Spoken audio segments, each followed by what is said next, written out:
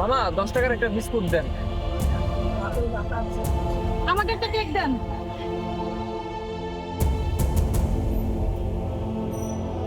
মামা এই নেন 10 টাকা।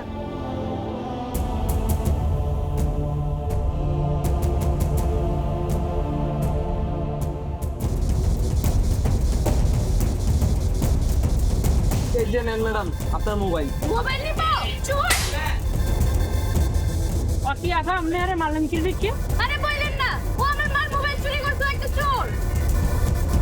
এলাবে আপনার মাথায় কি আমি পাঞ্জাবি পরি এই সুরিয়ারেন কি দেখি আর আপনি এই ব্যবসা শুরু আছেন তো? এই থামেন, আপনি আমার গায়ে হাত তুলতেছেন কেন? আরে মার মনে তো আর সুম্মা দেবো। না আপনারা কিছুই বলবেন না, আমি জানতে চাই উনি কেন আমার মোবাইলটা চুরি করছে। আচ্ছা আপনি তো একটা হুজুর, তাহলে হুজুর তো মানুষের ভালো পথে নেয়, ভালো কিছু শেখায়। আপনি হুজুর হয়ে নিজে কেন চুরি করতেছেন বলেন? ম্যাডাম আমি একজন মাদ্রাসার ছাত্র, সামনের মাসে আমার দাখিল পরীক্ষা। পরীক্ষার ফিস আরো অনেক মাসের বেতন জমছে প্রায় 20,000 টাকার মতো। আমি অনাথ, আমি অনেকের কাছে সাহায্যের জন্য গেছি, কিন্তু আমি এতিম হওয়ার কারণে কেউ আমাকে সাহায্য করে নাই। এখন আমি কিভাবে এত টাকা পরিশোধ করব এটা আমি কিছুই বুঝতে পারতেছি না। তাই ম্যাডাম নিরুপায় হয়ে এই চুরির পথ আমি বেছে নিয়েছি।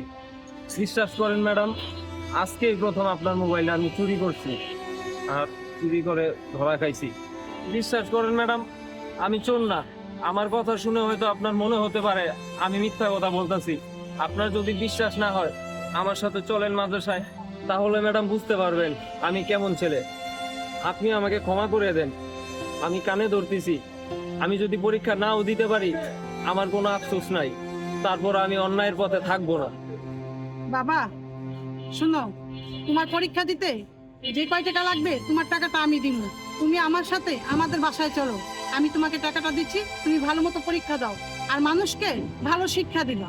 চলো।